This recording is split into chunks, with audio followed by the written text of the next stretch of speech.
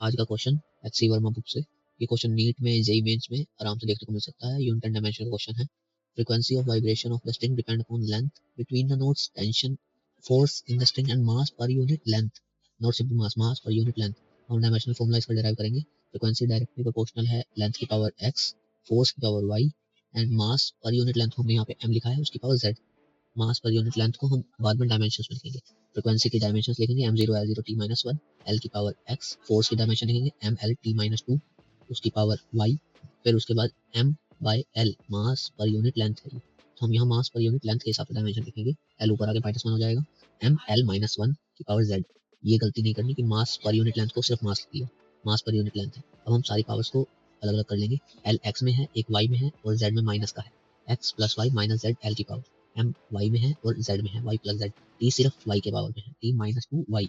अब हम पावर्स को इक्वेट करेंगे।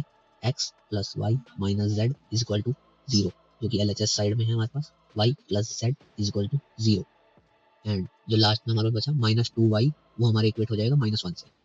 तो यहाँ पे हम y की जो आंसर है आराम से निकाल सकते हैं। y आएगा हमारा हाफ, माइनस से माइनस कैंसिल हो जाएंगे और y हाफ आएगा। अब y की पावर जब हम पुट करेंगे y की वैल्यू सेकंड इक्वेशन में, तो हमारी z की वैल्यू भी आ जाएगी -हाफ। और फिर उसके बाद से हम z और y दोनों की वैल्यूज फर्स्ट इक्वेशन पुट करेंगे तो x की वैल्यूज निकल के आ जाएंगी हमारे पास। अब हम इसके अंदर वैल्यूज पुट करके देखेंगे। x, y की वैल्यू +हाफ, z की value -half equal to 0।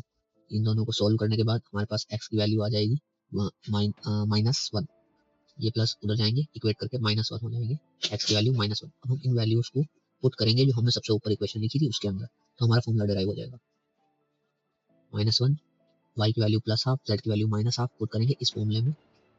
Frequency directly proportional है हमारे पास में लेंथ की पावर x, और x हमारे पास है -1, तो लेंथ की पावर -1। और साथ में फोर्स की पावर है y, और y हमारे पास में है हाफ, फोर्स की पावर हाफ। फोर्स की पावर हाफ, तो हम फोर्स के ऊपर हाफ पुट कर देंगे, जो कि +हाफ है। हम हाफ यहाँ पे पुट करेंगे और लास्ट में हमारे पास बचा मास पर यूनिट लेंथ को, जिससे हमने m से डिनोट किया था, उसकी पावर z। z है -हाफ, तो z m की पावर -हाफ पुट करेंगे। +हाफ कर दिया, सॉरी, -हाफ आएगा यहाँ पे, रेस करके इसको -हाफ कर देते हैं। अब अगर हम इन वैल्यूज को अरेंज करेंगे तो हमारा फॉर्मूला डिराइव होकर निकल आएगा। बस इसमें डायमेंशनल फॉर्मूला में एक ही लिमिटेशन है कि जो कांस्टेंट होता है हम उसे फाइंड नहीं कर सकते। सिर्फ फॉर्मूला और उसके बाकी चीजें फाइंड कर सकते हैं, कांस्टेंट को फाइंड नहीं किया जा सकता।